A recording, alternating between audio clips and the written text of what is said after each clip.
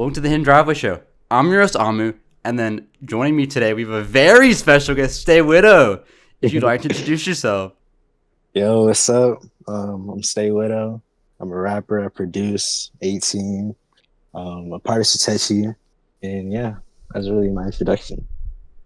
All right, yeah. Well, to get us started, is there anything that you'd like to talk about? Is there anything on your mind right now?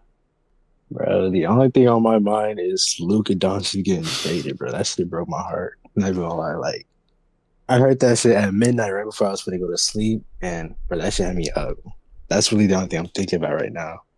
Yeah, I don't even watch the NBA, but I've been hearing about that nonstop today. Bro, it's crazy. And I'm a huge Mavs fan too. I'm from Dallas, so it's like it shit, bro, he just hit different. Or he's going to the Lakers, right? Yeah, he went to LA. And it's like I fuck with LeBron, but like I don't fuck with LeBron that much to where you can take my star player, bro. I'm sorry. The only thing, because I don't watch basketball, right? So I only knew about him because of the BabyTron album. It's like Luka Doncic, I think. Oh yeah, That's a good album. that was a good album, bro. I used to listen to old BabyTron a lot, bro. Back in I think it was like a freshman. I used to listen to him a ton. But yeah, Luka Doncic, bro, that shit hard. Yeah. I'm so sad because I feel like 2019 to 2021, he was so good. And it's just been progressively downhill since then. For Yeah, BabyTron.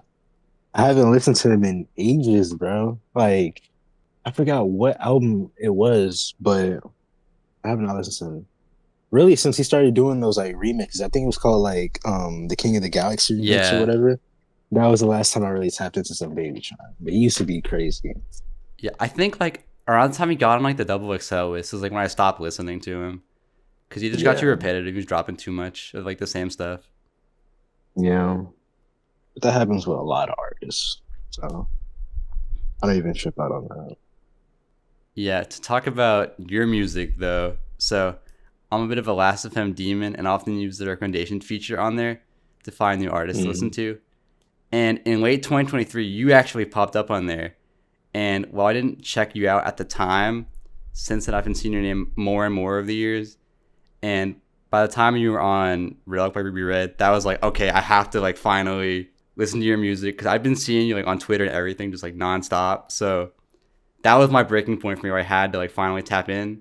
And I'm really glad Mm. that I did because admittedly, I've been having a bit of a hard time recently and your music's been helping a lot with that because it's very just fun, just up tempo. So it's my mind Really? off of it. So appreciate it a lot for that. But how did you first get into making music? And then who are some of your biggest influences for it?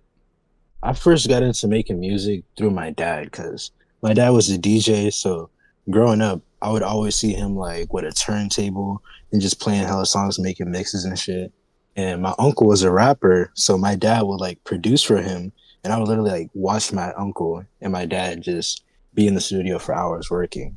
And my whole family, it's like a music family. Like my grandma, she was in a church choir thing with my auntie, and so it was I've always been surrounded by music. But my main inspiration was growing up. I used to listen to a lot of Lil Wayne, a lot of Young Thug, a lot of Future, and obviously High C and Summers. Whenever I Mm-hmm. got older, started forming my own music taste.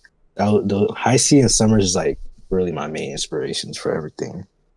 I just love the way they make music. I love the way High C produces. I love how Reno's very melodic. I try to match that at times. Yeah, and I know you started producing first, right? Before you started rapping? Yeah, I was a producer first because I always wanted to rap, but it was I was 12 or something. I was nervous to rap. I don't know why. So I was fuck yeah, I'm gonna make beats because I don't want to reach out to producers for beats because I felt like that was gonna be embarrassing. So I just started making my own shit on FL. And I think around 2021, 2022 is when I was all right, I'm gonna start rapping. Yeah, and would you say that Danny's a big influence for you too? Because that's something I've heard a lot in your music. Yeah, I used to listen to Danny so much in middle school, and it's crazy because I just be working with him now like it's nothing. But yeah, definitely when he used to work with Jules said a lot with Astro Mm-hmm. and his old Evil Star CEO tape. that shit influenced me so much with the whole vamp plug shit. I'm not even gonna lie, I used to steal his swag back in the day, but hey, bro, at least I moved on from that shit. But yeah, Danny, he's a huge influence for me. I love his music. I love his work ethic too. That's the main thing that's like really inspires me. He always pushing me to go harder. Yeah, I know when I did their interview, I was asking them about like a project they were working on next that they like just announced, and they'd already finished recording it by the time we did the interview. Yeah. I'm pretty sure he got another project on the way. I don't know though, but like he's always working on some Hmm. crazy shit. Like it's always consistently fire too. And he's like, bro, he's a workaholic. I love that. Yeah, and then in terms of like production influences, do you have any like producers you look up to a lot? Beethoven a lot, Pierre a lot. Nick Mirror. Nick Mirror was like the goat to me when I first started producing because I used to watch his tutorials a lot, and that really helped me. But it's mainly like Pierre, Mexico Joe, and Zaytoven. Those are my like Hmm. main influence. Yeah, and I saw that like you did your own like tutorial on how to make your own type beats, and you called your sound like Hmm. hyperplug. Would you still say that's like? Would you still say that's like a relevant term for your music? Because I don't know if I'd still call it that. Not anymore. That was kind of like my older stuff, but like cult classic, I definitely like consider some songs off of their Hyperplug. But lately, I've been trying to move away from that sound. I'm trying to make it like more refined, a lot more like digestible. Because I feel like my old music, it was cool, but it was like I don't know, it was too experimental. And it was like I want to captivate a bigger audience. Apart from that, I don't know. I don't think that's a bad thing. Like I liked your Ego Death like tape a lot. That's on your Bandcamp still.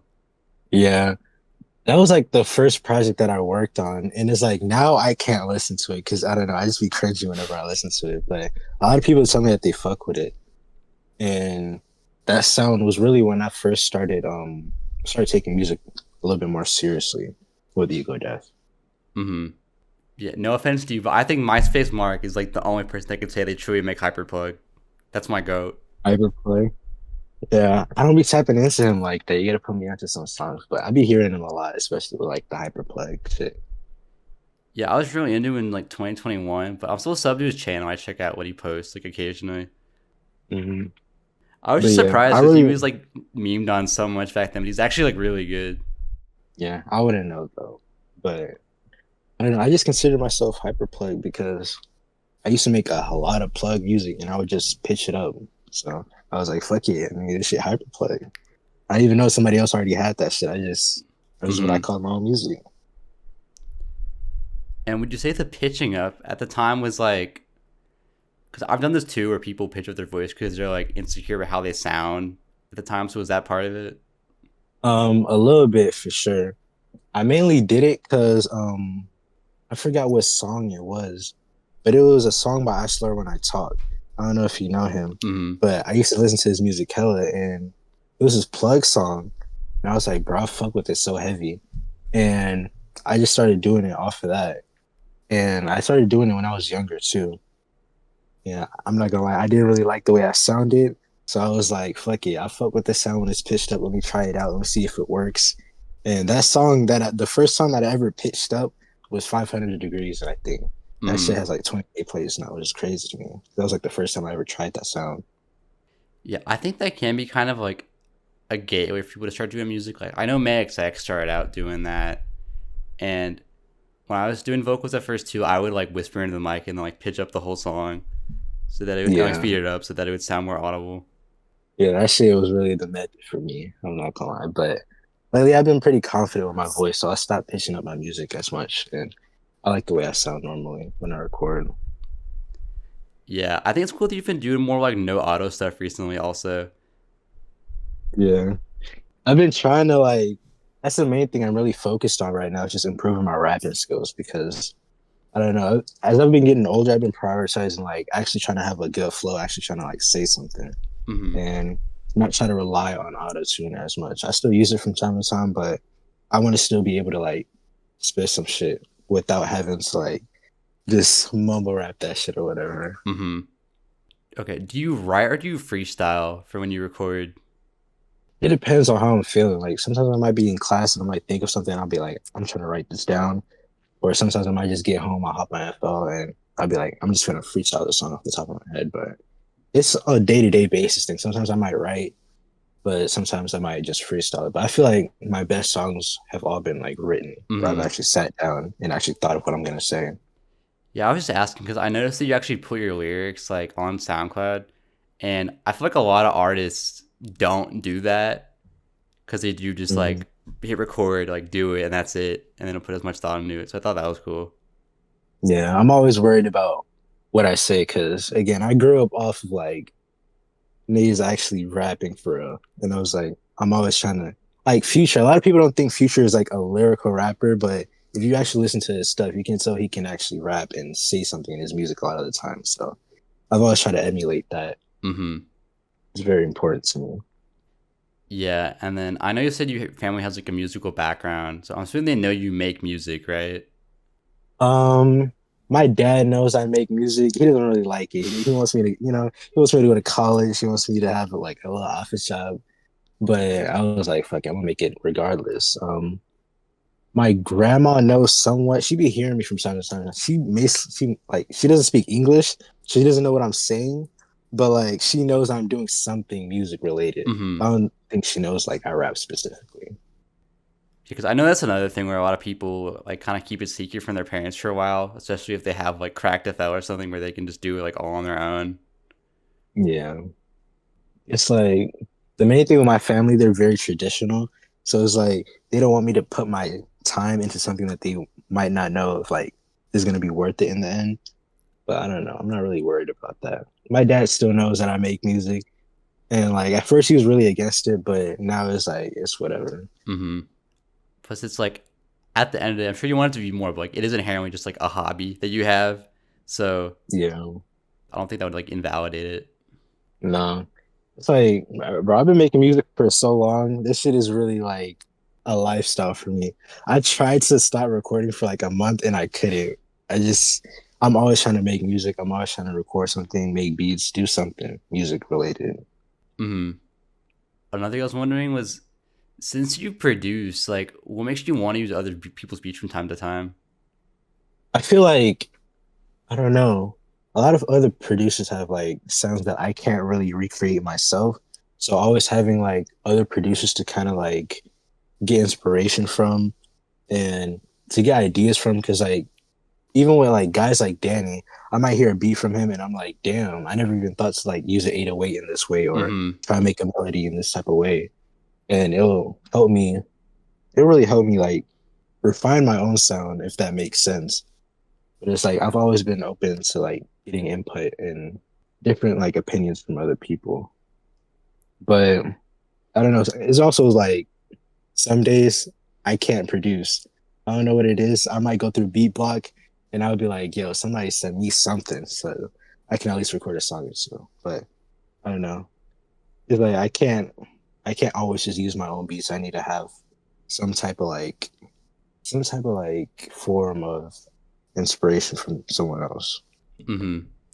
Yeah, I was just wondering because I feel like when artists are like mostly self-produced, like they have like their own like sound in mind. So it's like sometimes it can be hard to have other people like fit their like own sounds like into that universe that you've crafted. Yeah. But it's like I don't know, I don't like sticking to one sound. I refine my own sound from time to time, but I also like trying new things and what I'm saying, seeing what other people have to offer, Mm-hmm. what I can do. I think it works though because all your projects that I've heard are pretty like cohesive in the sound, even when there's multiple producers for it. Yeah. I'm pretty good with like knowing who to go for whenever I want like a specific sound. Mm-hmm. So we've been talking about Dani Kiyoko, and that was actually one of the other ways that I learned about you initially because you're part of their Sutetchi collective. So how Yeah. did you first get involved with that, and then how do you say it's impacted your music? I think the first way that I met Danny was off of Twitter because I followed him and he followed me back one day. And I was like, yo, I fuck with your music heavy. You've been inspiring me for years. You trying to make a song together? And he was like, yeah. And then I sent him the Racks Up song and he did a feature on it. And ever since then, we just been working really. He just sent me some beats. I done sent him some beats. And eventually he was like, yo, you trying to join Sutetchi? And I was like, of course. And ever since then, bro, Sutetchi has helped me a lot with improving my rapping ability and also like my production skills.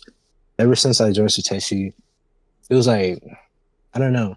Before I didn't really know how to like find a flow or really have like a distinct rapping style to stick to. But after I was around like Dani, Izzy, even Kem, I felt like they kind of helped guided me to find like what I want to do in rap. Mm-hmm. Yeah, I really think that they are one of the most like exciting collectives out right now. Because I feel like the sound that like everyone said she has is very like distinct from like what's happening like everywhere else in Yeah, rap. Like I feel like I was talking about it with Danny. It feels like the like quote unquote like Sutetchi sound is kind of like taking like rage beats to like where they were supposed to be, if that makes sense. Where it's more yeah, in the like poppy direction instead of the super like aggressive way it's been going for like a lot of artists. yeah. The EDM slash like pop inspiration is definitely heavy, which is like another reason why I fuck with everyone in Sutetchi a lot because you can really tell that we're trying to do everything in our own way. Mm-hmm. And it's like we're really taking sounds and evolving them further instead of just, copying the wave of somebody else or just following another formula that somebody else just came up with. Yeah. And then like one thing I've been wondering is like how closely knit of a group is Sutetchi? Because there's so many members in it that I'd imagine like not everyone is like super tight, right? I mean, I feel like we're pretty tight. Everybody's always talking in the group chat. Everybody's, always together. There's always somebody like in a Discord VC or something, either cooking up or just talking or just chatting it up. And it's like, I feel like we're actually all like friends Mm-hmm. because there's plenty of people in Sutetchi that they don't even make music, but I still be talking to them because like we're just cool like that. So it's like, yeah, it's really like a family. A lot of people think of it as like a collective or something, but it's really like, nah, it's more of like, it's like a friend group, in Mm-hmm. my opinion. Yeah, because I saw there's like I don't know if like the SoundCloud following is the most accurate way to like see all the members, but there's like 40 plus people in there, Yeah. which is just like kind of crazy. Yeah. I mean, there's a lot of people affiliated. I don't think everyone that the Sutetchi account follows is like really Sutetchi, but even then, in my opinion, I feel like we're still like a very tight knit group. I don't think we're like most other like groups of artists or groups of creatives because everyone is like genuine cool with each other and everyone is like we all know each other, bro. Mm-hmm. And I think it's cool that Danny has like a bigger vision for it also with like clothes and like making it like a Yeah, proper like brand and stuff because there's a lot of designers that are in it too. yeah. That's another thing that I fuck with heavy. Is because we're doing a lot of things like the fashion aspect of it. I think that's like mad cool. I haven't been like I'm not really a fashion type of person, but the fact that he has his own line that's affiliated with the group, I thought that shit was cool as fuck. Mm-hmm. It's very different. He's a creative, bro. Yeah, I felt so silly because when I did their interview, I couldn't like I knew they made clothes, but I couldn't find any of them because I was looking at the Sutetchi like account and Yeah, they're not on there. So I was like, "Have you actually dropped any clothes?" And they were telling me all this stuff, yeah, but I'm really excited to see what y'all like keep doing with it. yeah. We got some new shit coming. So it's all a work in progress. It's Mm-hmm. gonna come out when it's all ready. Yeah, I'm sure there's probably like a Sutetchi tape at some point also where it's like all the people. So I feel like that's like a must have thing. Yeah, that's really something that we got to get done. It's still a work in progress, but it's definitely something it's gonna come out eventually. I Mm-hmm. don't know if it's like for sure gonna come out, but we are working on it. We are working on Yeah, it. I think right now the closest thing like to that is like Vermist because there are a lot of people Mhm. associated with that also that are in Sutetchi. But just in general, Yeah, I'm I'm excited for pretty what y'all sure. do. Yeah, I love Remiss. I'm not a part of it, but I fuck with the whole like band aspect of it. And it's like, I don't know. I feel like we need more people to go and make a band, some like Vermis in the underground. I feel like that was a really cool thing that Den was able to put together. Mm-hmm. Yeah. Moving on. So one of my favorite songs of yours is Trending Topic, a song that you dropped to celebrate your 18th birthday. Mm. And you're always posting bangers on Twitter as well. So given the song's name, what are some of your favorite like memes slash like trends growing up? My favorite memes or trends going up. I fuck with when everyone was wearing like KD 7s back in the day. I feel we gotta bring wearing basketball shoes and normal fits back. I feel like that was hard. Another trend, I don't know. I feel like we gotta bring like Fred back, bro. I feel like that Tread, was a yeah, good I've wave. been, yeah. Yes, bro. Bro, the whole working on dying 5 Finger Posse, like that whole realm of music, I feel like, bro, we need to make that shit come back. Everybody is like, oh, that shit's old. Nobody really hopping on those beats anymore. But I'm like, bro, the sound, in my opinion, is too unique and it's too good. I'm like, bro, I fuck with that. It's one of my favorite eras of music. I still listen to that shit to this day. No, there's a huge like. I think this is actually the year it's gonna happen because so many people have been talking about like the Treadvolution. Yes, bro. I've been talking about this for years, so I'm like, I'm excited for it. I might even pop on some trap beats myself, bro, just to get that shit going. Mm-hmm. Cause like I don't know if you know like Wonder Moth, but, like he does a lot of tread stuff still, and like I never heard of him. I mean he's worked with like Ruby Red and stuff, but he's like a big proponent behind that for me. He's probably the trap producer I look up to like the most at the moment for my own stuff. And then Yeah, there's this I'm gonna have to tap British in. rapper called CZ that's like he told me he's been working on a whole like tread project. Bro, I'm gonna tap in with that for sure, cause bro, I need that coming back Mm-hmm. 2025. And then you know Bappy, right? Yeah, I know about you. Because in their server, like we've been talking about doing like a group like tread tape, where like everyone in that server, because there's like 200 people, and we just all produce like tread beats for it, and then get everyone like hop on it. That's fire. So That's fire. it kind of feels like one of those things where people talk about it and then it doesn't actually go anywhere. So I don't know, but I'm hoping it does actually get finished because it'd be so sick. Yeah. I really hope it actually like starts something because I don't know, like I said earlier, bro, I really love Tread music and if y'all actually come out with that group tape of Tread, then that would be fire. We might have to get you on there actually. I'll hop on there, bro. Just say the word and I'm there. Mm-hmm.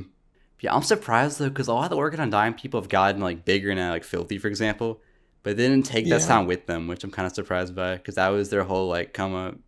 That's really unfortunate. Like, bro, imagine if Playboy Cardi hopped on a Tread beat on like Whole Lotta Red and instead of like this whole rage sound, it would have been a Tread sound. Bro, that would have been crazy. I But mean, I've seen some people say like we're like Horror kind of is tread a little bit, but like it's not like classic tread though. yeah, it's not traditional Tread. Whenever you think of Tread music, you don't think of Whole Lotta Red. Mm-hmm. You get what I'm saying? Yeah. Like I don't think a Yeah. rage either though with whole lot of red. I feel like Trip at Night is really what like spawned Yeah. rage. Yeah, definitely from like a production standpoint. But I feel like most like rage artists, quote unquote, are like more inspired by Whole Lotta Red, even though Trip at Night is more of like the rage project, Mm-hmm. if you get what I mean. I feel like that album was overhated though. I fuck with Trip at Night. That shit was fire. Yeah, no, I know the first time I listened to it, I thought it was super repetitive, and then I liked it a lot the second time once I actually like knew what it was gonna be. Yeah. I feel like I'm like that with a lot of music though. I just be fucking with anything to be honest. Mm-hmm. Oh yeah, I think like Sheck West is honestly probably the closest we've gotten to, like a mainstream tread song, because he had Hmm. some songs on like Mudboy that were tread. Yeah. I haven't heard damn. I haven't heard a Shaq West in so long, bro. But yeah, I feel like we need like I don't know, we need somebody to forefront that shit and to really like get a buzz off of it. And I feel like that convince more people to be like, okay, this is something that we can get behind. Yeah, there was also a tread beat on like the album sucked. Like Mansion Music by Trippie Redd had a tread beat where it was like him, like Lil Baby, and like Future on it. But the album sucks, so no one Lil, talks about it. damn. Lil Baby on a tread beat is fucking insane. That's something I'd never think I'd hear. But yeah, that is the thing I really hope makes a comeback this year. Yeah. I don't know. I feel like, bro, Black Cray and Filthy make another like just one last tread project. I'll be able to die peacefully, bro. That's all I need. Oh wait, wasn't Cold Visions also like pretty like tread based? Yeah. I feel like, yeah, for sure. It's definitely a little bit more tread inspired. But I don't know. I didn't really fuck with Cold Visions as much. as everyone else fucked with it. I felt with like I don't know. I felt with Sad Blade. I know everybody loves like High Blade where he's actually like talking his shit, but I don't know. I feel like I was like glue ever since when he's like a lot more sad and down to earth. That's like my favorite type of Blade. No, I'm more of a fan of the like, I'd say like 333 to like Crest, like that era is what I'm really into. Mm.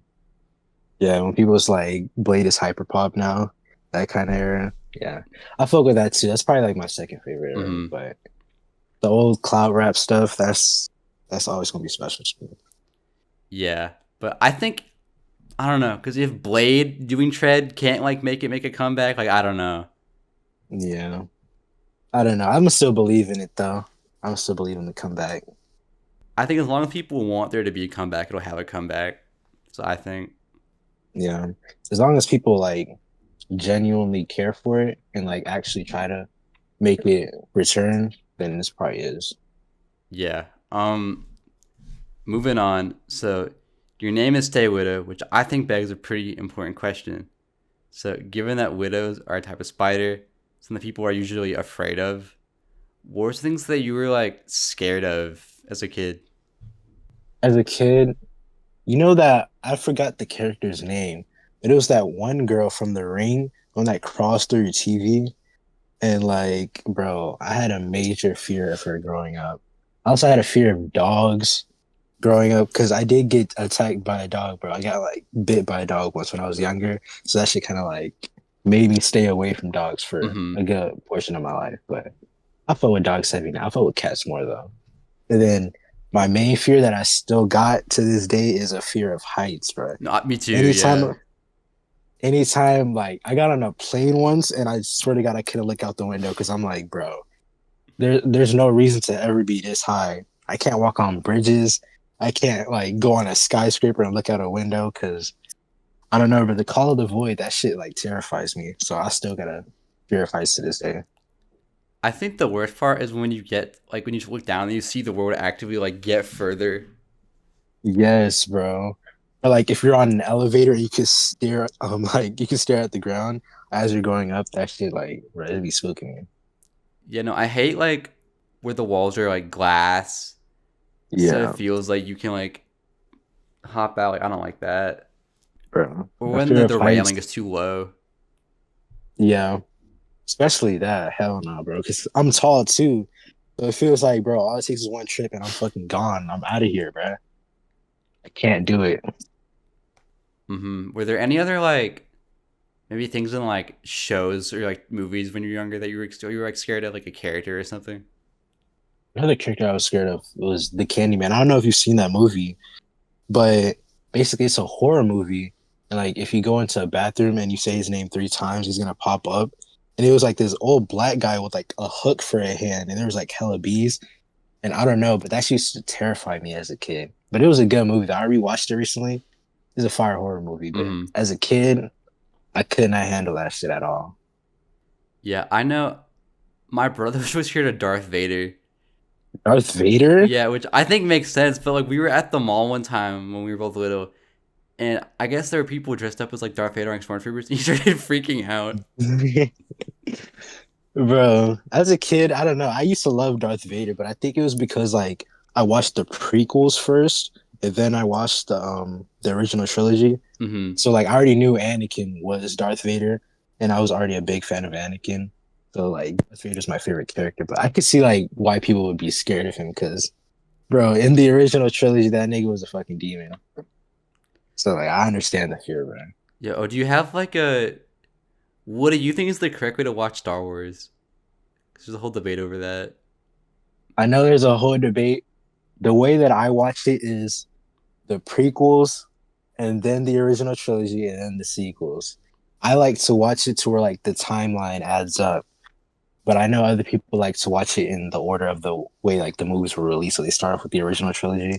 But I don't like that, bro, because it's gonna like I don't know. If I'm gonna introduce someone to Star Wars, I'm not gonna tell them to fucking start off with A New Hope.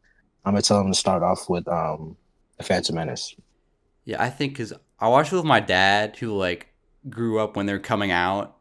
So for him, it's like, Mm. well, we gotta start with what he grew up on, and then Yeah. Then the new ones came out like after I'd already seen all the old ones. So then we just watched those like as they were coming out. But those movies suck. Yeah. You mean like the sequels? So like the one with like Finn and Rey and stuff, or are you Yeah. talking about like yeah. Those ones I'm not gonna lie, they're not it. But it's like it's whatever. I don't even pay attention to something like that, not gonna lie. Yeah, I don't know. Like, I feel like Disney needs to just like let Star Wars go because I feel like it's run its course at this point. Yeah. Unless you're gonna make another movie like Rogue One or something, just let Star Wars die. I don't gotta continue it for forever. That's a lot of things with like a lot of movie directors. They don't know when to just let something die. Because they have all those like half baked like Disney Plus series too. Like I haven't Yes, watched any of bro. them. Like I just haven't heard good things about like any of them besides like The Mandalorian. So Yeah. I watched The Mandalorian. I don't think I finished it. I know they got a Ahsoka show now, and maybe even an Obi-Wan show now, but I'm like, bro, this shit is getting this is way too many shows for me to watch. mm-hmm. And I just haven't seen any of them. As much as I love Star Wars. Yeah, doesn't Marvel have that problem too, where you have to like watch like all the media to like understand Yeah. anything? There's 1,000 shows. You gotta watch 1,000 different fucking episodes just to understand what's going on. And I'm like, I don't know. I can't get behind it. I feel like Marvel should have just ended with Endgame and started Mm-hmm. doing like an entirely new different thing with like the Fantastic Four or like the X-Men. I don't believe they should have kept going with the fucking Avengers. I think the problem is also just like the power scaling issue, where it's like, how do you make Yeah. something more threatening than some guy that can just like delete half the universe? Like I don't know. Yeah, it's gonna be hard to like come up with another villain that's bigger and better than Thanos. So it's like I mean, I feel like there are comic book characters that you can go for. There's like Galactus and shit that you could have as a villain, or like Doctor Doom. But I don't know. It's hard to get like lightning in a bottle twice. So Mm-hmm. if I feel like they should have just left it off at Thanos at that. Yeah, I feel like that problem is also like I don't know if you write at all, but like when I have to write for class, I feel like the conflicts I usually make are usually like interpersonal, so I don't run into that problem. Mm, Because if it's like a thing that like the main character just dealing with, it's not like an external force. It's like you can't really worry about like power scaling with that. yeah. I mean, if a movie is a lot more like introspective, I feel like it'll be a lot easier to create an actual series off of that instead of like, here's a big bad villain, and then you got to make 3 movies off of that. And it's like, after that happens, now what? There's like no room for growth. There's no room to improve. Hmm. I know when I saw Infinity War, like I hadn't seen any Marvel movies, so I had like no attachment to any of the characters. And I went for my friend's Mhm. birthday. I feel so bad, but I was like bursting out laughing during all the death scenes. People were staring at me in the theater. That's so evil, bro. I saw all of the movies coming up when they were coming out from like Iron Man 1 to Infinity War, so I was like definitely attached. That shit had my jaw dropped though. Like if you were laughing in the movie theaters, I would have been mad, bro. I think the one that was worst for me was when Gamora like ragdolled like off the cliff or something. When she got thrown off the cliff, Yeah. that shit was kind of goofy. I can't lie. But like the Spider-Man scene when he was with Iron Man, that shit fucked me up. I Hmm. had tears in my eyes, bro. Yeah, I know laugh at that one, but it's just like I wasn't taking the movie seriously at all. I know how invested people get into that, so Yeah, but if you started off Infinity War, it makes sense that like you're not ultra invested in the characters because you haven't seen like the 8 other movies that came out before it. hmm. Moving on though to get back to your music. So last year you released Twilight, which is your second mixtape, which has a feature from Zyber and production from Ty Cox and Dani Kiyoko, all of whom I've interviewed before. So how did that project come together? Really, I wanted to do some like I wanted to do like a more of a plug style tape. And I know Ty Cox, he's really good with like the Beethoven type of Mm-hmm. production, which I really loved. And obviously Zyber and Ty Cox had already worked together. I honestly forgot how I started messing with Ty Cox and Zyber. It's been so long. But it was like I randomly hit up Zyber. I was like, yo, you trying to get a song in? And he was willing to work. Ty Cox was willing to work with me and Danny. We had already been working for like ages at that point. Mm-hmm. So like just send me some like vamp plug type shit. And I was able to put that project together. It took a couple months though. That project probably took me like 4 or 5 months to really put together. Was there like a specific song that maybe took longer than the others to like put together? Or was it like a generally pretty like smooth process throughout? I mean, the main problem that I had with the project and why it took so long was because I had school, and it was like I couldn't really balance recording and mixing, and then I was obviously having to work on like schoolwork at the same time. Mm-hmm. But apart from that, it was mainly like pretty smooth. Yeah, I really liked it though. And like I said earlier, I thought it was cool that there were more like no auto songs on that tape compared to what I'd heard you do before. Yeah. Yeah, I don't know if you've noticed this, but I feel like with your flow, it feels like you're constantly like driving the song forwards almost. Like it feels like each line is Yeah. like immediately after the other one. It just keeps pushing it. Yeah. I like to punch in a lot, so it's like I'm always trying to keep the song going, trying to keep the energy up. But I don't know, I've been messing with like trying to leave more silence inside of my bars as of lately. Mm-hmm. Like first day at the trap, I think that was the first song on that tape. I was really trying to just rap and just go bar after bar after bar on that song. Yeah, I think like Mo Beretta is the main guy I think of for that. And like obviously it's not the same thing, but that's like kind of what it reminded me of. Yeah. I don't listen to Mo Beretta a lot like that, but I can see the resemblance. Yeah, even though the styles are like very different. Yeah. Yeah, I like that project a lot though. So that's probably my favorite project that I've ever made. I like that like a lot. I still listen to it every day. Yeah, in terms of like growth, like what do you think is like different with Alvin compared to like cult classics? Definitely the mixing. I've been taking my mixing a lot more seriously. I've actually tried to had like I don't know something to say because with Cult Classic, I used to repeat lines a lot and just like have that as a hook or like just repeat it for like a verse or something. But I've tend to like stop doing that as I've improved, Mm-hmm. as well as like the production. I used to kind of just fucking rap on anything on Cult Classic. Like if you sent me a beat, I was gonna hop on it and just hop on it and just pitch it up and put that shit on the tape. But with Twilight, I had hella songs that I left off of that tape because I was like, this isn't good enough, you know. I just wanted it to be more cohesive and feel like an actual project, apart from Cold Classic, where it's more like a collection of singles that I recorded at a period of time. Mm-hmm. Oh yeah, and then why the name Twilight for the project?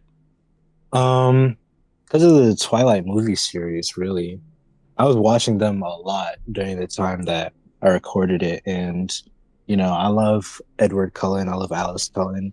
I think my fucking bio on Discord is literally the number one Alice Cullen fan. So, yeah, the Twilight movie series has always been a huge inspiration. I love like the cinematography of it. I love the vibe and the atmosphere of it. And I had like the cover is green because the entire Twilight movie has like a green hue to it. Mm-hmm. And I don't know. The movie was just like I was really in love with that movie whenever I was recording the mixtape. Do you have like a favorite in the series?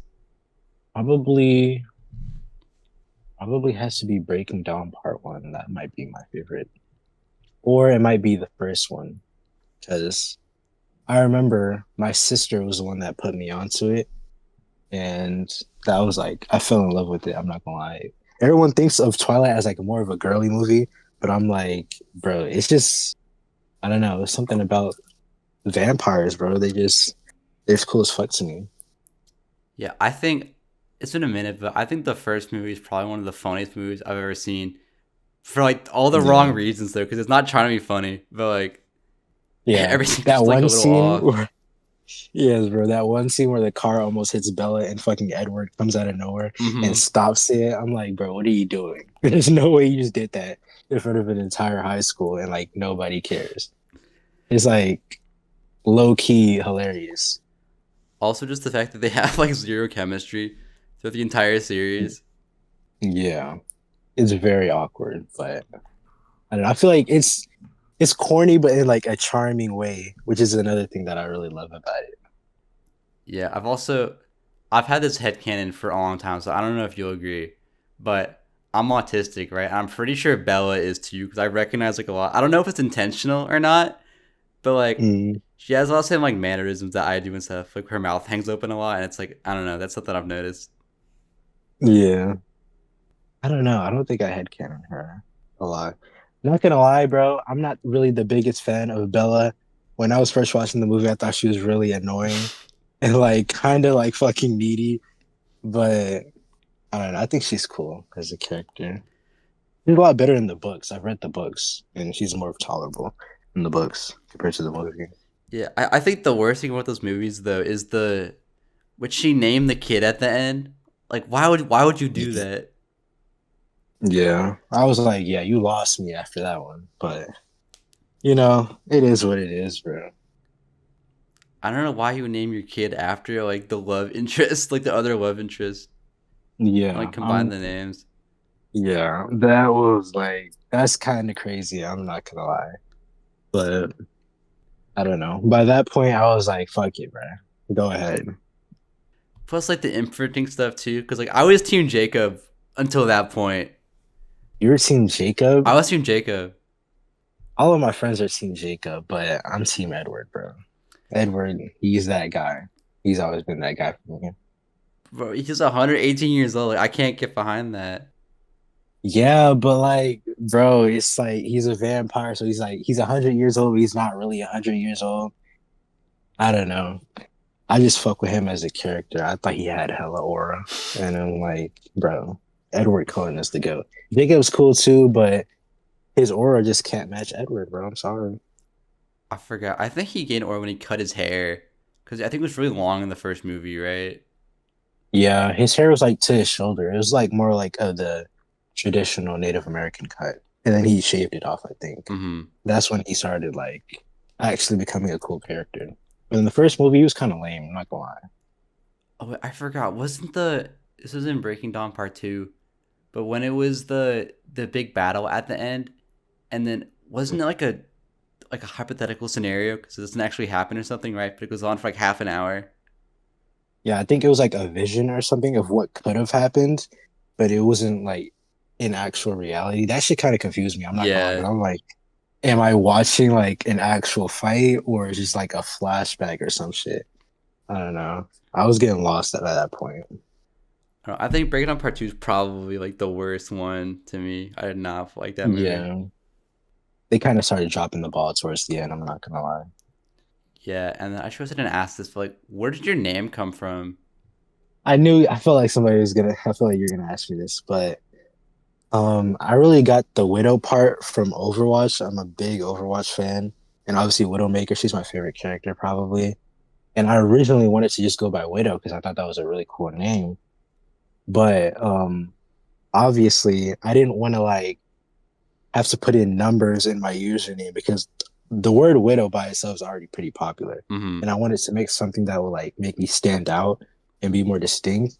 And I think I was in like a group chat or something. I was like, what the fuck should I add to widow to make it like more unique to me to where if people looked it up, they would know like they're trying to find me specifically. And somebody was like, just put stay widow in front of that. So I was like, fuck it. It sounds cool. So I just roll with it. But eventually, I'm gonna change that shit to just Widow whenever I'm like big enough. But as of right now, it's gonna stay Widow. Mm-hmm. Because I know you're like Widow the activist before, also.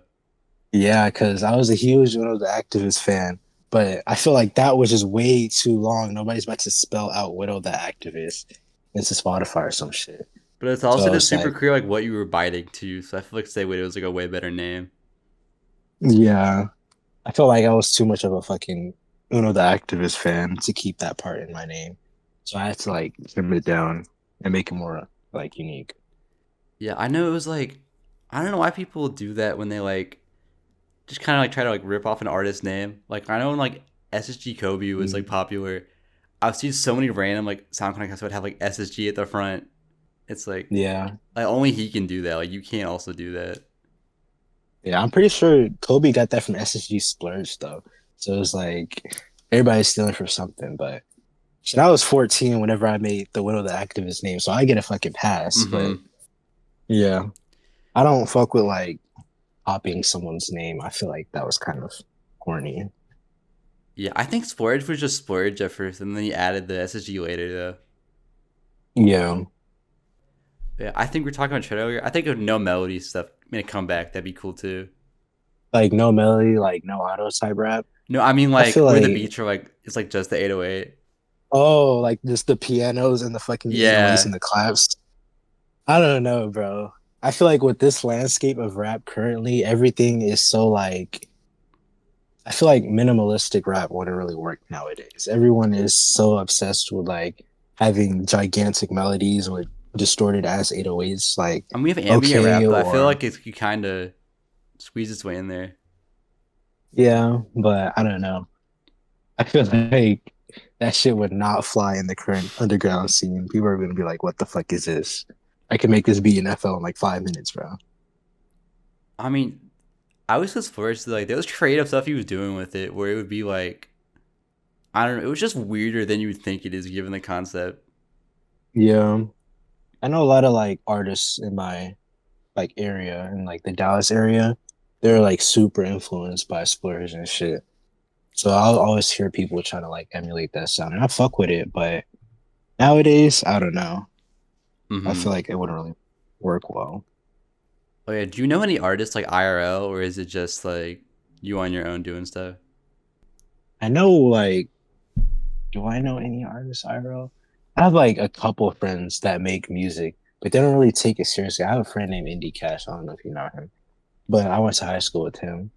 But mainly in my area, it's mainly like drill rappers and stuff. There's nobody really trying to make like our type of underground Mm-hmm. sound type of music. Everyone's trying to like be like FBG Murder or like Big X the Plug and shit like that. Nobody's really trying to be like nobody's really they don't really have like an alternative influence if you get what I'm saying. Yeah, it was like that in my school too. Like everyone was trying to be like NBA YoungBoy and stuff. Yeah, especially down here in Texas. It was like pretty popular, I think, in like 2019 to 2020. A lot of people were trying to sound like Young Boy, but now that Dallas has its own like drill scene and it has more of a unique sound, like luckily people around me have like gotten away from trying to be an NBA Young Boy clone. Mm-hmm. Yeah, for me it's always like because I'm from Houston, so it's just weird seeing people when I see people making music where they don't have like their own style, and it's just like Mhm. I don't know. It's like why are y'all doing this if you're not gonna do anything different with it? Yeah, that's something that I've never really understood. So I'm like, why be a clone of someone else when they could listen to that other artist? Like, why would I try to be like Future when Future already exists? If you Mm-hmm. get what I'm saying. Like, I feel like it's a lot better, like creatively, to just come up with your own sound, your own lane, and just go with that and blow up with that. It'll make your fan base fuck with you a lot more.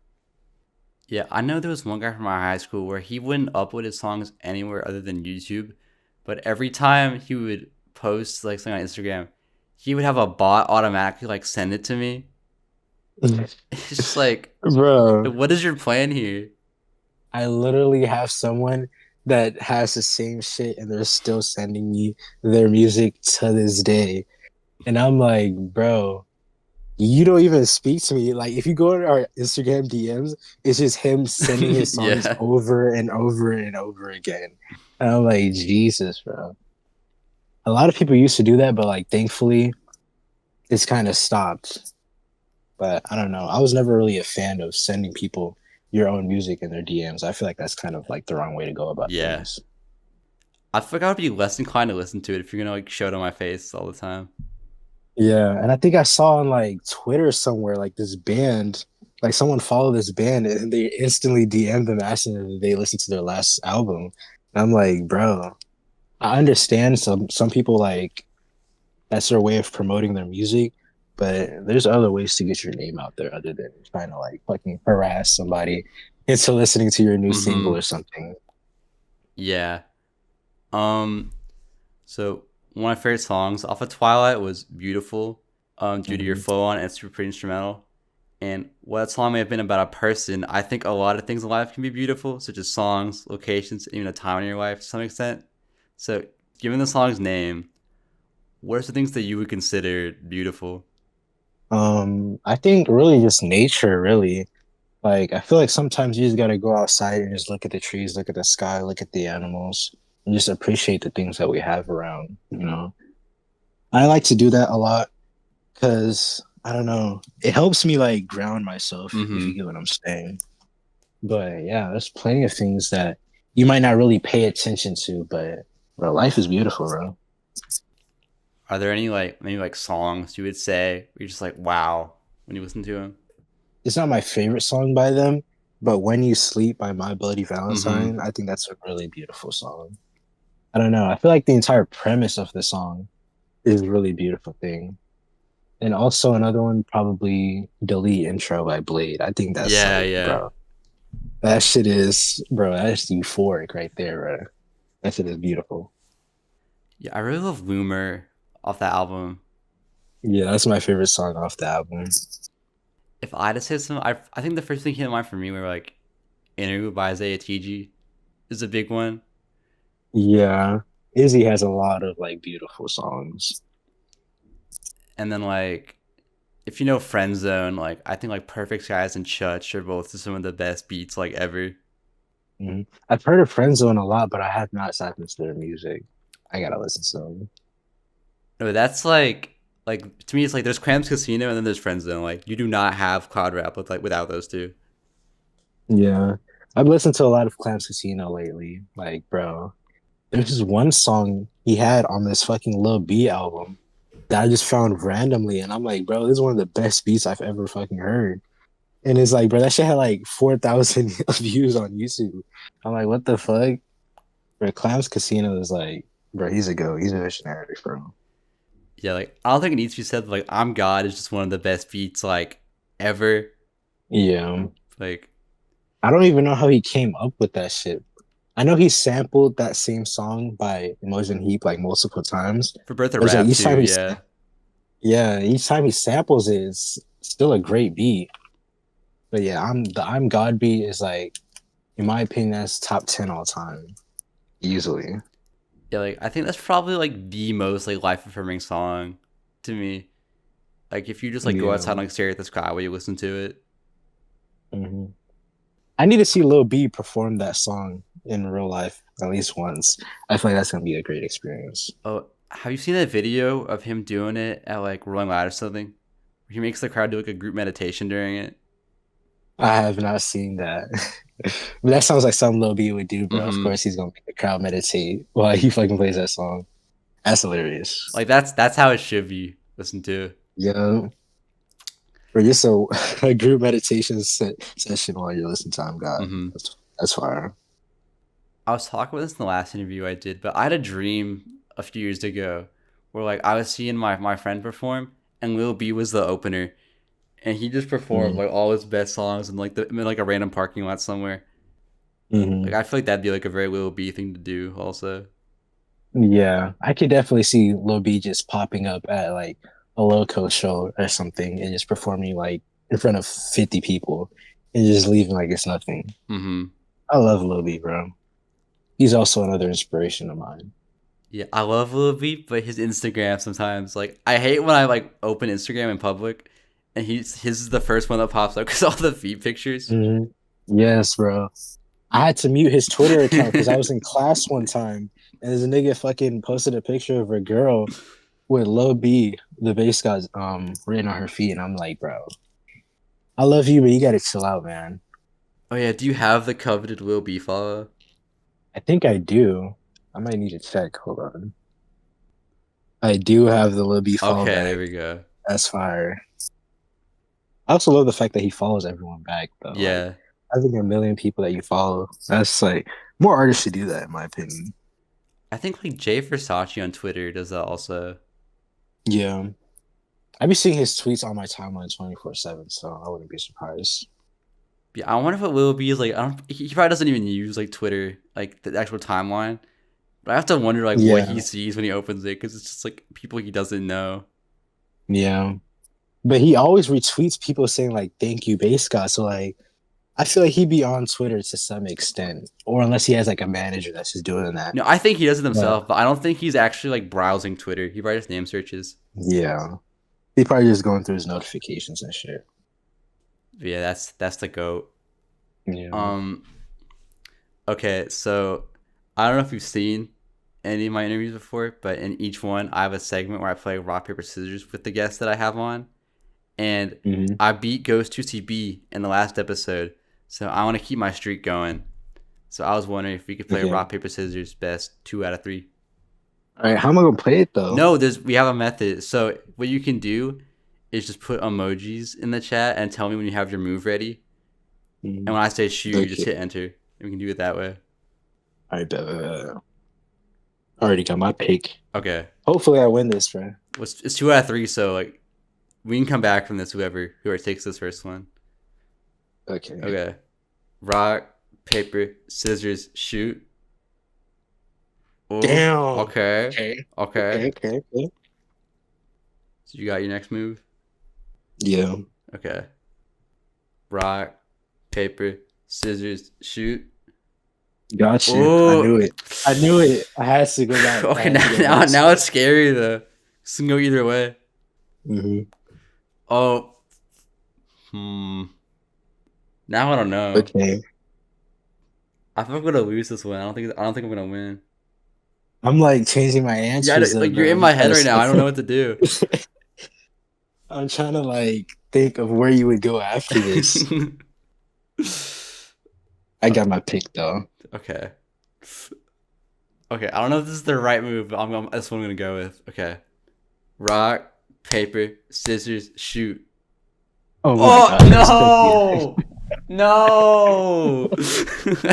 Bro, I knew it. I was gonna put scissors, but I was like, I think I have to go rock with this one, and I changed up my answer. No, I thought you were gonna go with paper, because you'd be like, no way, he thinks I'm gonna do paper a third time.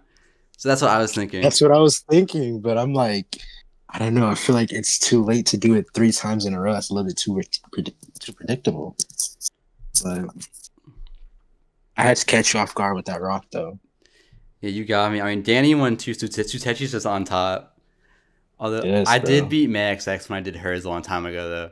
But like, damn, y'all so we have 2-1 right now. Yeah, I think the collective that has the best like track record would be like the Zybras with like Fiji Island, because both him and like Seth both won. There's Damn, we gotta have like a rock paper scissors competition, and like whoever wins really owns the rock paper scissors shit.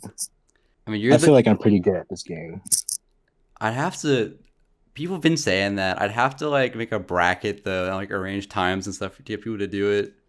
Yes, I'm trying to go to head with Ty Cox and fucking rock paper scissors, bro. Yeah, because you're the 47th person that I've done this with, so like there's a lot of people that we'd have to like set that up. Damn, 47. That's a lot of interviews. Damn. Yeah, I've been doing one a week since like March of last year, so That's fire. I just want to cover like as many people as I can.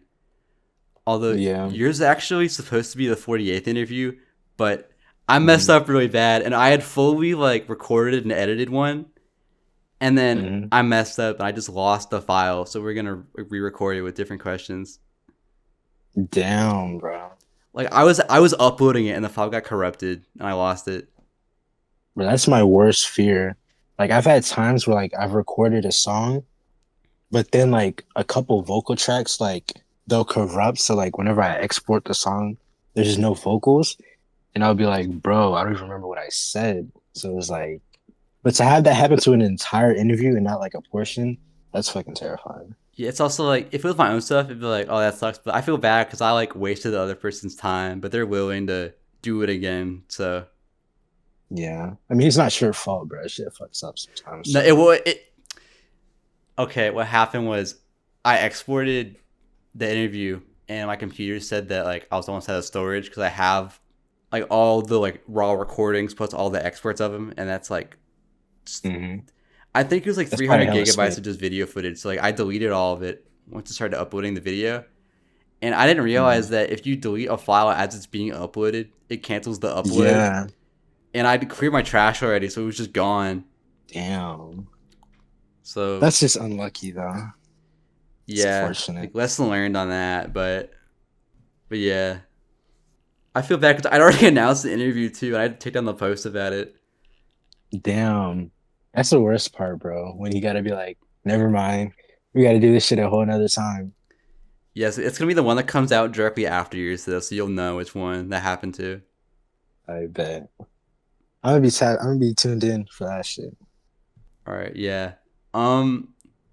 Okay, so on top of Twilight, you also have a mixtape called Cult Classic that you were talking about earlier. So, Mhm. what are things that you consider like underrated that more you wish more people knew about? Things that I consider underrated.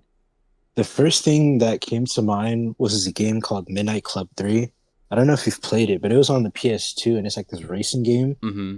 And bro, the customization on that game is so far. They have like a plethora of different cars that you can like customize and you can race other people inside the game with.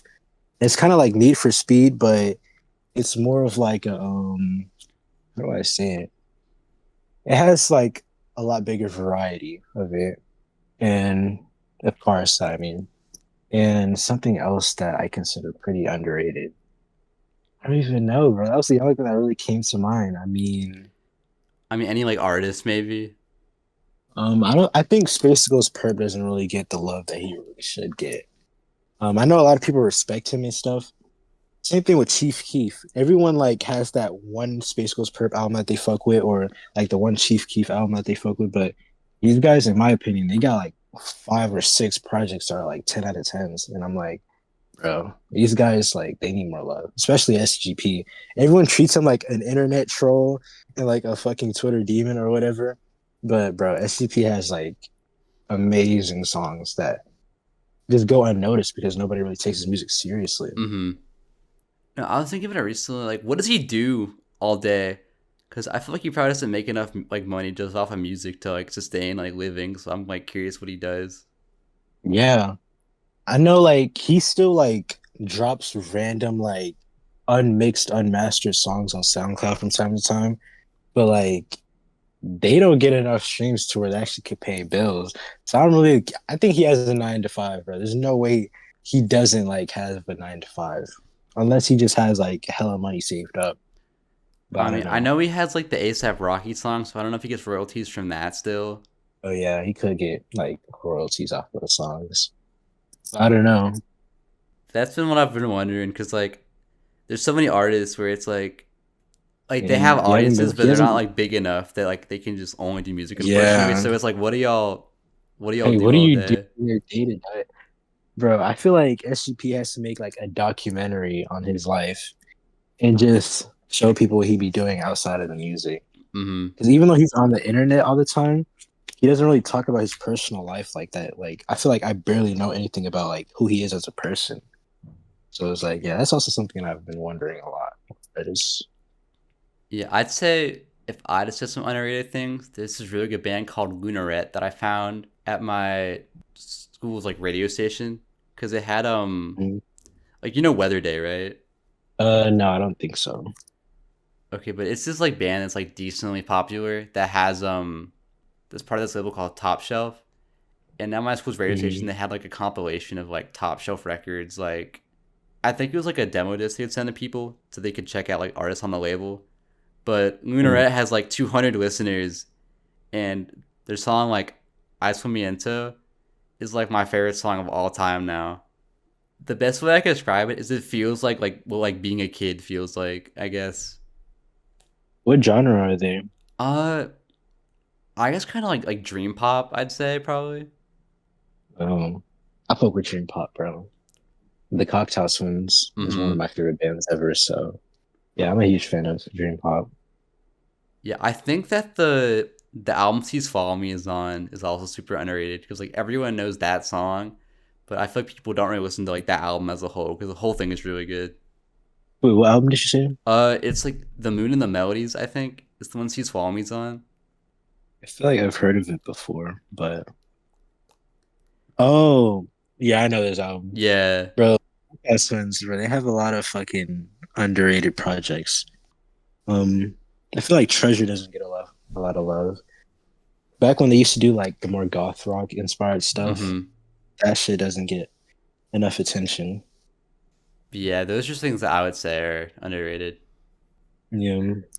But bro, if you haven't played Midnight Club 3, you gotta play that game, bro. It's a fire racing game. Mm-hmm. If I had like an emulator or something. Yeah. Moving on. So I saw online that you've been producing since you were 11 years old, which is like way earlier than most people normally start. And given that you're Yeah, 18 now, which means you've been making music for like almost half your life at this point, yeah. what do you think you've learned the most and like improved on since starting out? That everything isn't gonna be perfect. You don't really gotta like spend days on days on days on one thing. It's a lot better to just try it out once. If it doesn't work out, just move on and try to do something better the next time. That's something that I struggled with, like when I had first started making beats.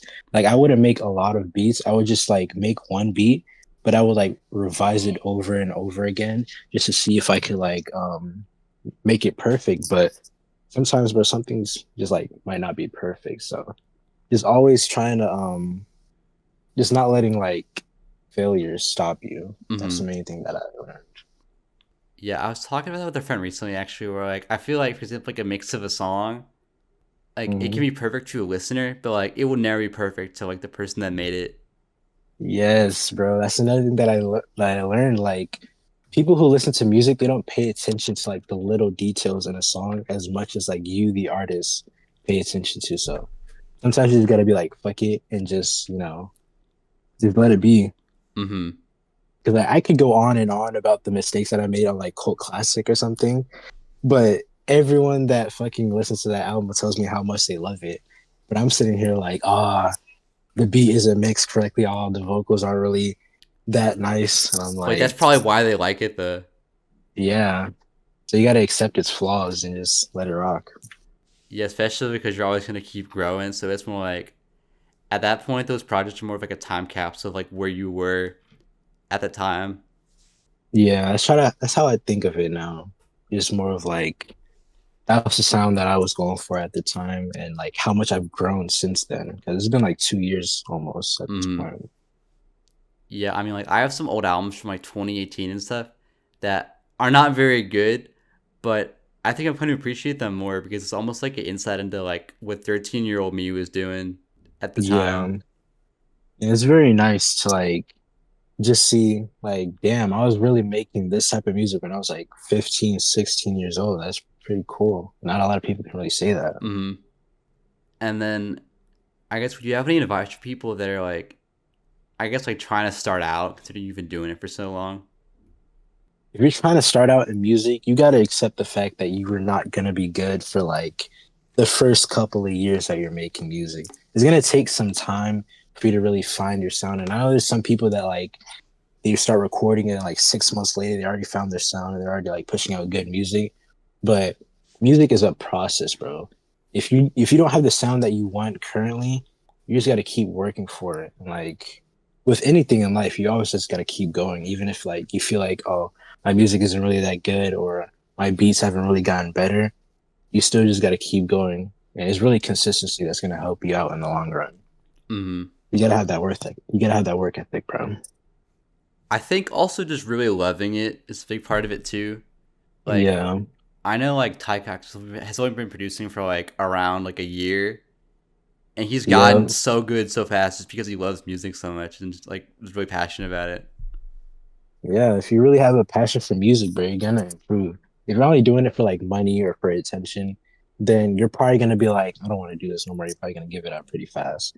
But if you genuinely have a passion for it, like bro, you're gonna get to where you want to be at eventually. It's only a matter of time. Hmm. Yeah, I think that's well said. And then towards the end of 2024, you posted a tweet with some goals you want to accomplish for 2025, which included your doing your first show, dropping at least two projects, and getting interviewed. I'm glad we got that one off the list at least. Yeah, Um, I think it's important to also appreciate your current progress too, though. So, what are you proud of accomplishing last year? And then, what are your plans for the rest of 2025? I'm very proud for how I've grown sonically. I've worked with a lot of artists that I've wanted to work for a long time. I'm glad that I got at least one project out with Twilight. I really love that one. And going forward in 2025, I don't know. I'm gonna try and be like my main goal with music this year is to try to drop a lot more because I feel like last year I didn't really drop a lot of music. I dropped a couple singles and then an album. but this year I'm gonna be trying like, you know, network a lot, work with more people, try and go into sounds that I haven't really, experimented with before, and just try to like improve my craft and, Mm-hmm. obviously like do a show or like drop merch and stuff like that. But currently it's really just work on music as much as I can, drop music as much as I can, and just improve my rapping ability and my production skills really. Yeah, I think for doing a show, because I was talking to one artist on here that does a lot, and really it's like you kind of have to pitch yourself to like venues and stuff. So like if you really want Yeah. to do one, you just gotta like hit up venues and be like, hey, could I perform here? Would you be interested in putting me like on a bill of other artists? Like see if that Yeah. goes anywhere. Yeah, but I'm probably gonna do it after I graduate in May. So Mm-hmm. that's probably a goal for me like later on in the year. Would you want to do it with like? I guess it's like, would you be cool with doing like a show with like other random artists that are just in your area, or would you rather it be like a Sutetchi show or something, if that like could happen? Preferably I'd want it to be like a Sutetchi show. So where like I'd have all my friends there and all artists that I know. But realistically I know it's probably not gonna be a Sutetchi show. So either way I'm gonna be cool with it. I just want to perform really. Yeah, Like that's one of my main things with music is that I want to perform because I don't know. I feel like it would be such a fun thing, just a cool thing to be able to experience. But like, yeah, preferably I'd want it to be like a Sutetchi like kind of festival type thing where it's like all the Sutetchi artists are performing there. yeah. And do you think you would perform like with auto tune or without it? Because I know when I went to the communion show that like Bappy and like all those people were doing over the summer last year, like they didn't have any live auto tunes. They just had to yell their lyrics the whole time. Yeah, I mean, it really depends because like if I can perform with autotune, I don't think I would do it. I'd rather just do it with like my live vocals. Mm-hmm. But I don't know. I might change my mind because there's some songs that I'm like, this is gonna sound crazy if I try to perform this shit with no auto tune. Mm-hmm. So like, yeah. But most likely it's probably gonna be no auto. Yeah, hopefully that can happen this year though, because I don't know. There's like all the people I've known that are like doing their first shows finally. So like, hopefully you can Yeah. continue that progression. Yeah, I'm trying to be one of them. Yeah, I haven't like done like a show for my own music, but I had to perform at like a rave last semester. At a rave. Yeah, where I had like a set I prepared, and I didn't realize how much like stage presence was like an important thing. Because I realized once I was up there, like yeah, I'm playing the music, but I have to actually like do stuff too, even though it's just Yeah. DJing. Yeah. I feel like I don't know how good I'd be on fucking stage because I'm a pretty awkward person.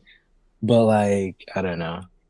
I know a lot of people tell me like it hits different once you get on the stage and you can actually like be yourself. So Mm-hmm. I'm gonna still try to like at least do something. I'm not gonna stand there and fucking just sing the lyrics. I'm Yeah, gonna try to do no. something. I was kind of stiff during mine. Like I was trying to do stuff, but I was still kind of like uncomfortable because it's my first time ever. Yeah. I feel like it's probably gonna be me, but I don't know. I'm not too worried about it. Yeah, plus like if something does go poorly, like everyone's first show is like something that happens, so it's like not a huge deal. Yeah. I want to stress myself out too much and be like, oh, I gotta do this. I gotta go crazy for them. I'm gonna just try and like be myself for the most part. Yeah, I think like I went to my friend's first ever show like a few months ago, and I think he had the worst possible like outcome for his. But like even then, it's just like oh, it was just like oh whatever. But like his music was so loud that it like blew out the speaker, and he had to stop his set Damn, early. that's mad unlucky. I hope something like that doesn't happen because that's kind of embarrassing. You just fucking have to cut your set short because the fucking speakers blew out or Yeah, no, something. he had to start doing like he started doing like a live like acapella freestyle to like Acapella, bro. cover it up. I don't know. Yeah, I don't know if I'd be able to like remember my entire set off the top of my head. I'd probably have to hear the fucking beat first and be like, yeah, I remember what I gotta say now. Mm-hmm. But yeah, do you think you would play like the instrumental only, or would you have like your old vocals in the song too, like playing in the background while you do it live? For my first couple of shows, I'd probably have my backing vocals on it, but eventually, I want to get to the point where like I can just perform with just the instrumental Mm-hmm. because I know a lot of like actual like rappers do that. Like Jay-Z, I know he was like why would you perform with the like the backing track during the performance when you can just go listen to that shit at home? And like I kind of agree with that to an extent. So it's like, yeah, maybe later on when I've like already have a couple shows under my belt and like I'm confident in myself and I know that I can do it, then I would start performing with just the instrumental. But as far as right now, with me starting off, I'd still have my vocals on it. Mm-hmm. Yeah, I saw Chippick Mafia a few months ago, and like he does like all of it without like a Yeah. backing track. Yeah, that shit is a real talent. Like you gotta have like real performative abilities in order to do that shit. And it's like I look up to artists who are able to just go on stage and, even artists that like can dance while they're singing their own songs. That shit is crazy to me because like, bro, I feel like I'd either be focused on dancing or I'd be focused on like singing my words. But Mm-hmm. yeah, performing with no backing tracks is pretty hard. At least I've heard. Yeah, I'm sure with more like enough practice you could do it though. Yeah, at least I hope so, bro. Nah, you got it, you got it. Or even if you don't think you got it, you have to think you got it. Yeah, you gotta fake it till you make it, bro. Mm-hmm.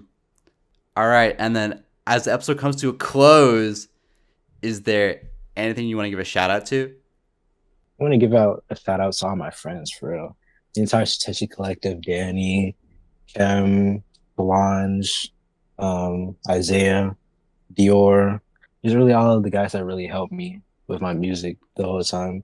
Like I really wouldn't be where I am right now without Sutetchi, I'm not gonna lie. Mm-hmm. And I want to thank all the supporters. Like a lot of times I'd be fucked up. I'm like, damn, my music not really. I'm like plateauing right now. But you know what I'm saying? A lot of people always show love to me. A lot of people always like tell me how much they love my music and stuff. So like I really love everyone who supports my music. Yeah, really keep me going, bro. All right, yeah. Well, shout out all those people. And shout out Stay Widow. Thank you for doing this. It was a lot of fun. I think Thank I you, learned a bro. lot. All links in the description down below. So if you are not tapped in with her, please go do that because she's awesome. I have a hidden driveway playlist that's on Spotify and SoundCloud, so I'll add 3 of my favorite songs from her to those. So if you want like a quick little intro, there's that too. And yeah, is there anything else that you want to say? If you really want this music shit, bro, just keep going and don't try to ask anybody for like how to show you how to do it, bro. Just Mm-hmm. keep going, put your head down, you're gonna make it in music eventually, bro. And that's really it. All right, yeah. Well, I'm Amu. It's been the Hidden Driveway Show. Thank you for watching. Goodbye.